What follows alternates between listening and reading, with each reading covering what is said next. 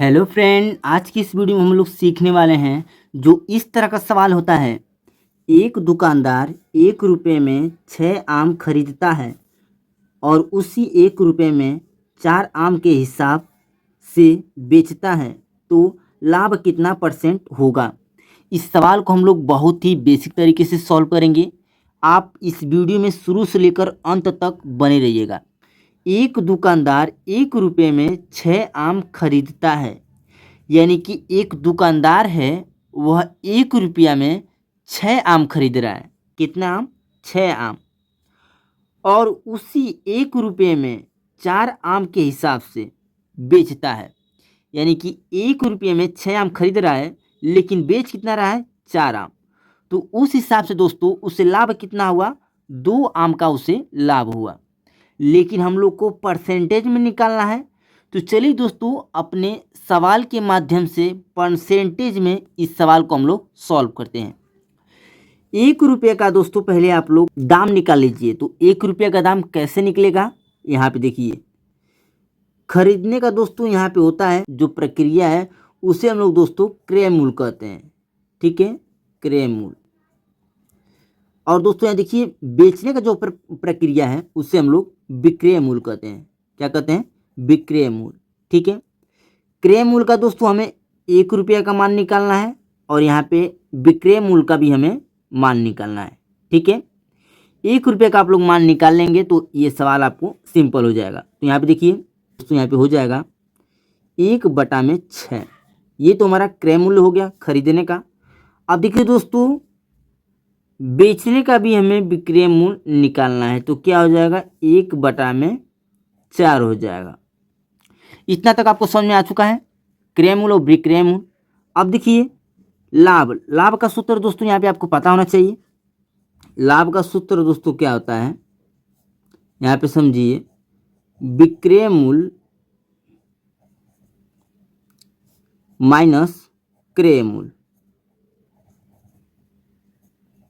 विक्रय मूल्य माइनस क्रय मूल्य। विक्रय मूल्य कितना है? 1/4। माइनस का चिन्ह है तो हम लोग भी यहाँ पे माइनस लगा लेंगे। और क्रय मूल्य कितना है?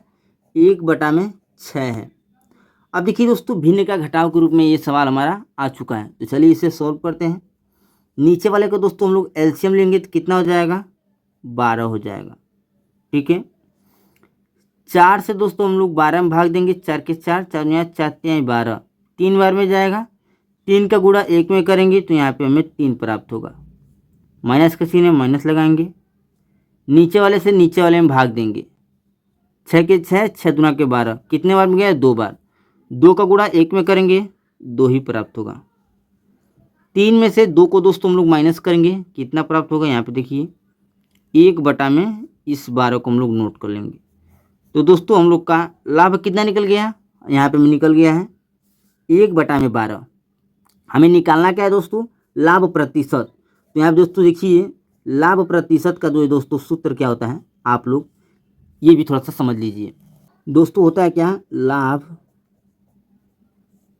गुणे 100 अब बटे में क्रय मूल्य। दोस्तों लाभ हमारा कितना निकल के आया है? 1/12। तो यहाँ पे हम लोग नोट करेंगे। देखिए यहाँ पे हम लोग नोट करेंगे 1/12। बटा के चिन्ह बटा लगाएंगे। क्रय मूल्य कितना है दोस्तों? यहाँ देखिए क्रय मूल्य हमारा है 1/6। कितना है? 1/6। तो यहाँ पे नोट करेंगे 1/6 गुणे 100। अब देखिए दोस्तों ये क्या है? हमारा भाग का चिन्ह में है। इसे हम लोग जब पंचांतर करेंगे तो ये गुणे के रूप में आ जाएगा। यहाँ पे समझिए कैसे। 1/2 भाग के चिन्ह में है तो गुणा के रूप में चेंज हो जाएगा। जैसे ही गुणा के रूप में चेंज होगा उसकी आगे का संख्या चेंज हो जाएगा। जैसे कि 1/6 है तो 6 दोस्तों ऊपर चला जाएगा और 1 हमारा नीचे आ जाएगा और गुणे 100 ये हमारा उतर जाएगा। तो 2 एकम 2, 2 तिहाई 6। अब चलिए दोस्तों इसे हम लोग और सिंपल तरीके से सॉल्व करते हैं। क्या क्या बचा है यहाँ पे देखिए 1 गुणे 3 गुणे 100। नीचे क्या बचा है दोस्तों? 1 गुणे 1 बचा है नीचे। अब देखिए दोस्तों इसे हम लोग सोल्व करेंगे कैसे। यहाँ देखिए 3 का गुणा 1 में करेंगे तो हमें यहाँ पे 3 प्राप्त होगा, और 3 का गुणा दोस्तों जब हम 100 में करेंगे तो हमें यहाँ पे 300 प्राप्त होगा। बटा का चिन्ह बटा लगाएंगे और इस बटे में 1 को नोट कर देंगे। 1 से हमें 300 में भाग देंगे तो यहाँ पे दोस्तों हमें कितना निकल के आ जाएगा 300, और ये दोस्तों परसेंटेज में निकल जाएगा। तो यही इसका राइट आंसर